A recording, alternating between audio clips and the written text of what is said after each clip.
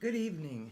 Welcome to SFLiberalBuzz. I'm your host, Denise Dorey, and we're here tonight to I'm here tonight to talk about several topics. Let's get through Twitter first. Give me a follow, and I'll follow you back, Denise Dorey. I'm up to above 500 followers now. I'm happy with that. So we had Black Lives Matter was our last Axis of Love pre-recorded show, and that was with Ann Petra de Jesus, and we had other panelists that were very knowledgeable in how to persuade our legislators to hold public officials accountable in ways that we can do that. And we had Steve Crane last week talking about organ transplant denial and medical cannabis phobia. People are afraid of it. And then Henry Anslinger, prohibition. We can look at this for a second. The primary reason to outlaw marijuana is its effect on the degenerate races, quote unquote. Marijuana is an addictive drug, and it was just all this reefer madness. Every bit of it was a lie, and was how they kept they kept control of the herb. And at that time it was. I've got the story later. I'm going to talk about how Hearst and Anslinger worked together to make the herb taxed, and it took away cannabis. Nobody could use cannabis for anything anymore. I'm going to talk about DuPont and all those companies that want to be the gatekeepers of the herb. So the DEA warns of stoned rabbits if Utah passes medical marijuana. So they're saying that the rabbits aren't afraid of predators anymore because they're too stoned to care and this and that. Well, I guess there's cats that are using a lot of catnip these days, since it's kind of been a craze for the last 10 years or so. Catnip. And the real reason the government won't debate medical cannabis and industrial hemp Re-legalization, the shadow of the swastika, that's what was going to be a story. That's a story I'm going to cover tonight. So I'm going to go over my notes. Now you've noticed that there are some stories about Dolores Park being vandalized, and I feel really bad about that. I don't know if those improvements are rather expensive, so I hope it's worth it. I don't know why people would do that, but maybe they're mad about the money not being put into housing. I don't know. Why would... Call me right here and let's talk about some of these topics. Silicon Valley, how's your workers? We're building every single parking lot up, and I went to Silicon Valley, and there's plenty of room to build down there, and it's beautiful. The soil's beautiful. I really loved it down there. I have family that lives in Silicon Valley, and it's quite nice. And I've noticed that the traffic is really snarled nowadays. A lot more traffic than there used to be, and it's just backed up all the way down from Eddy Street to the freeway, and it's only getting worse. And imagine when all these apartment towers open up, it's really going to be crowded. So I don't know what the plans are for that. If any. Let's just... I haven't heard any plans. If you hear of any, let me know, because I'm worried about it. And let's see. Now, the re-legalization, we're going to get to that. The real reason the government won't debate medical cannabis and industrial hemp.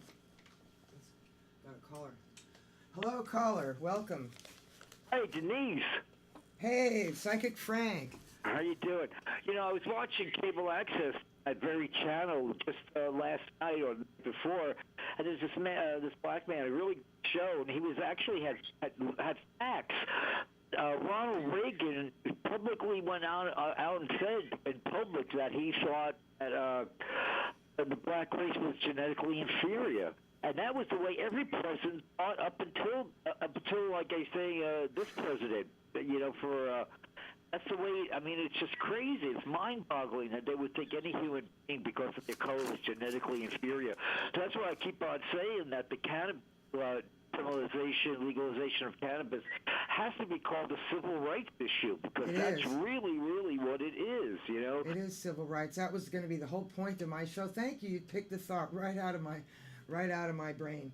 Yes, it's true, and it's embarrassing. You know, racism, and it's an embarrassment. I don't understand it, and I don't understand the mentality behind it, and it's just shocking and horrible. We've got to. Well, look what's It going on takes in everybody Ferguson, to try to you know? fix this. We'll see if any changes happen there, you know? But, yeah, they blew the whistle on Ferguson yesterday about how racist that whole culture is. That whole culture is so racist. It's just mind-boggling. Listen, I don't want to eat up The all your Ferguson? time. Have a good no. show. I'm enjoying it. Thanks. It is. Oh, thank you. Thanks, Bye. Frank. Yeah, Ferguson, it's just shocking, and it just gets more and more shocking as the facts come out, and they need to come out. So, just keep hammering away. We got to just keep chipping away at these injustices in society, and we will too. I think good will win out. We just have to keep plugging away at it. Like Freedom is a constant struggle right before us. I really like her show. So now cannabis hemp re-legalization obstructors.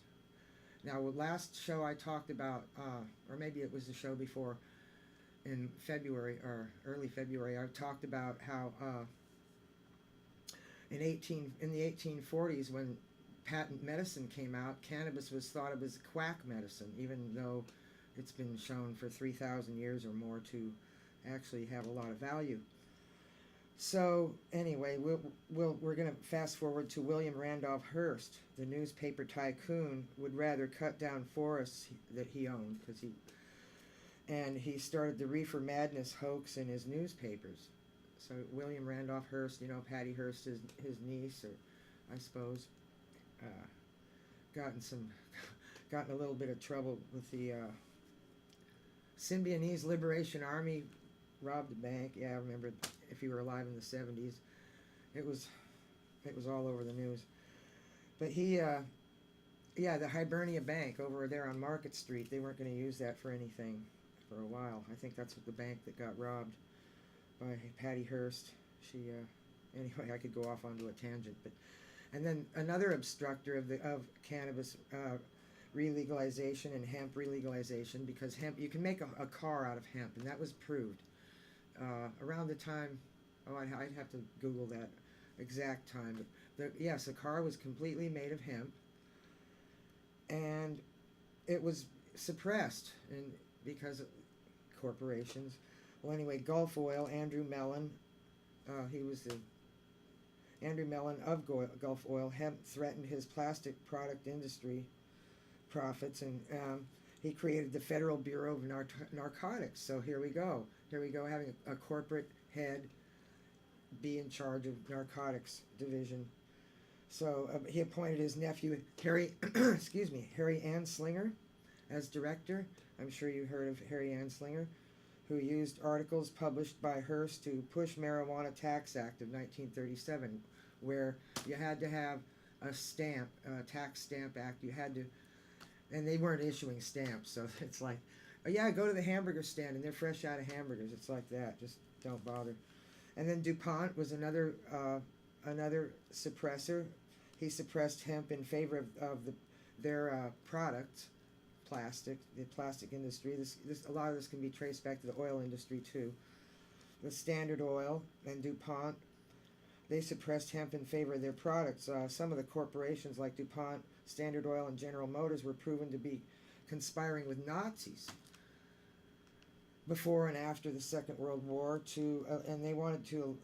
They had Nazi industrial cartels. They aligned themselves with them and to eliminate competition, and they also helped bring about Italy and Germany's rise to fascism with secret allies in the USA. I better be careful when I leave the studio. Among them, they divided these, Earth's wealth amongst themselves for profitable exploitation. It's like dominating all the resources in there. So. And the New World Order was being built upon the foundation of marijuana prohibition. Marijuana is cannabis. I don't like to call it marijuana. It's a slang word that's used to. It's almost racist, just a creepy word. I like the word cannabis because it's the botanical name and it's just as easy to say.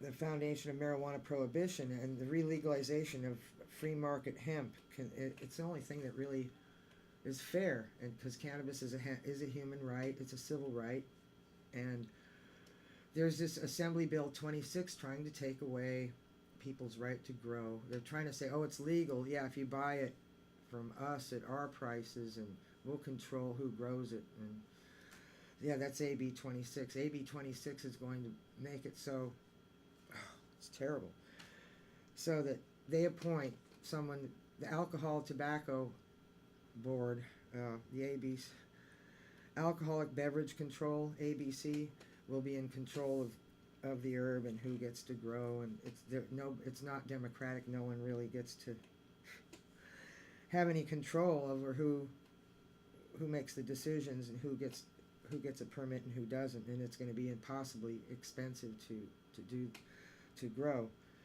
for anybody, most people. So there's MCLR, AB 26, very bad bill. It's worse than 1262, which we talked about last year, mid-last year, that we had to kill that bill, and people went to Sacramento, and yes, they killed it. Members of Axis of Love drove up there in a bus and killed the bill. Not right away, but they had to. It took a lot of doing from different patient groups. So MCLR, medical cannabis legalization and regulation, that is far more democratic because it has input from a lot of different people, including Shona Gokenauer, John Lee of San Jose. They helped write it, and it's fair. It's fair where there's no gatekeeper of the herb. So, like by gatekeeper I mean, well, for example, there's a lot of pure strains being confiscated from farms by, well, Steve Crane and I talked about this last couple weeks ago, about how they want to take the herb and all the best strains and confiscate them so that no one else can grow them. They want to be the only ones that have these particular strains so they can patent them. They don't want, it's not about you have the killer weed. It's more about you have the cure and we want it and we don't want you to have it. That's what it's about. They'll come and rip up the farms and take it. They'll leave the hybrids. They don't even want the hybrids. The hybrids are useless. They want the pure strains because those are the ones that you can do things with. And oftentimes they're more potent. So, and you can hybridize the indica with the sativa to get. Anyway, it's a whole science, and I want to get Steve Crane back here on the show to talk about that because it was absolutely fascinating. And unfortunately, Steve Crane is not feeling well today, and I hope he gets better soon. So put out your good vibes for Steve. Now the DEA is well. Before that, unfettered campaign donations will ensure fascism, and so that's one thing. Money out of it always comes down to money out of politics most of the time here. Besides all this racism in Ferguson just really bugs me. All these stories that come out today, it's hard to think of it about anything else. Just the more you hear about the testimony and how Darren got off. The cop got off for basically murdering somebody, and it's just shocking. So yeah, I gotta stop and think about more these other stories that we have time for. It's 6:14, so I've got time for a couple more. Now you know about the ugly buildings they're building in San Francisco, all over San Francisco. This is one that they're proposing for Eddie and Taylor, which is my corner. This is going to be across the street, and there's only going to be 15 studios, 10 one-bedrooms, so that means that disabled people probably won't get many of them, and 63 2 bedrooms and 14 3-bedrooms. So it's mainly for families. And I have nothing against families, but the building is like kind of ugly, and I don't know what the rents are. The 10% of the units will be for low income, so the rest will be market rate, I suppose. So only 10%, so that's if there's 63, there's about 100, there's about 10 units that are low income. And so who's it going to be affordable for whom? There's a lot of that housing going around, and we've got a lot of that housing being built. I think there's a lot of wealthy people that can really afford to, I don't know, you really think we're going to hang on to this great economy where people can afford to live in the, it's scary. I hope it works out. It's TNDC where I live. I live in TNDC building, and I'm quite happy there. I really am. I've got, more things to talk. Do I have a call? I think I have a call here. Welcome. Not welcome. Okay, MCLR. So I've got 4 minutes left.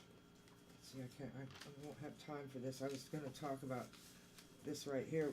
Now I live on Eddy and Taylor, which is where I just showed you that building, and we've got quite a few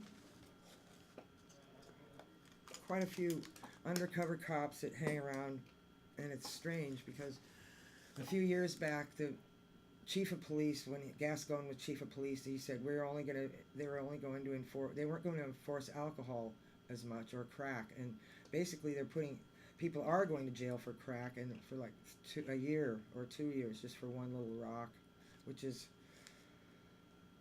a bit harsh. They took a step back. Actually, the feds are more in control of the. They disbanded the city's narcotics unit. SFPD chief Greg Sewer, the former narc, he disbanded the city's narcotics unit, and they used safe schools and kids as an excuse for the increased enforcement. Because you do federal time, so be careful in the Tenderloin. I'm telling you, it's just I shouldn't have to say this, but yeah, it's the drug dealers preying on young children. They really aren't preying on children. I have a bird's eye view of what goes on, and mainly, they're not. They're just talking. If you sell a rock to an undercover cop, it's like triple time you get if you're in a school zone, and so they want to crack down on drug dealing near schools, and I understand that's great. So, but it's like doing a year in federal lockup. Some of these people doing a year have kids too. So, we took a step backwards. San Francisco used to have a policy where it was lower priority, and violent crimes were higher priority. So. Anyway, they're punishing the dope fiends, and if you notice Turk Street, there's always a cop out there all the time, which is great. I say hello to them, and but just be careful there because you get like a federal prison term for anything you do out there. So I'm putting out a warning. Be careful in the Tenderloin nowadays, especially on Turk Street, and I see it every day. I don't know. I don't think I have time for this story, but and clean power in the San Francisco is a lie. Clean power it'll force us. Clean power CPSFs. Clean power it'll force taxpayers to give $1.3 billion to big oil and set up a wind farm, so somewhere else. So they're not gonna set the wind farm up here. It'll be in Wyoming, and Japan is going solar. Germany's passed a solar payment policy, allowed them to ban fracking in all their nukes, and they've created 450,000 jobs. So Germany, they're going someplace with it, and we have more sunshine than Germany. So and Sweden, they're using waste to power for their power grid, garbage. garbage waste. So that's something we could emulate. I think we need to go in that direction. Now give me a follow, and I'll follow you back on Twitter. Watch Psychic Frank on the second and fourth Thursdays at 5 p.m. Psychic Frank puts on a great show. He's got his readings. He does readings, horoscope readings. He used to have this time slot, but he switched. So I've gotten a call for him. So I'm just putting a shout out there. Remember, Psychic Frank's show is on the second and fourth Thursday at 5 p.m. And also, please buy a street sheet. They're $2 now. Oops, they're $2 now. But the people who sell them actually get to keep the money for their own. It's not like they're bumming off you. They're earning a living. And the writing is very good. The street sheet is excellent writing. And a lot of good articles in there. The shelterpetproject.org. There's a pet waiting for you now. We just go to the website and you can just pick the kind of pet you want. So, and also give to BAVAC.org. They're very worthy. They've got a lot going on here. They have a lot of classes. There's an Occupy Forum. Remember the 99% Occupy Forum? They're over on 2017 Mission, room 200 on the second floor, Mondays 6 to 9 p.m. And then SF for Democracy. That's a great place to share ideas. And you don't know, maybe Ross Mercurini will show up, maybe David Campos, or you never know. I've seen all of them there. And they're the third Thursday, and there's so please go to some of these and get involved. I really am glad I did. I joined all those clubs that I just mentioned. And so Let's Talk Sports is coming up next in 7 minutes. Bye-bye. Thanks for tuning in.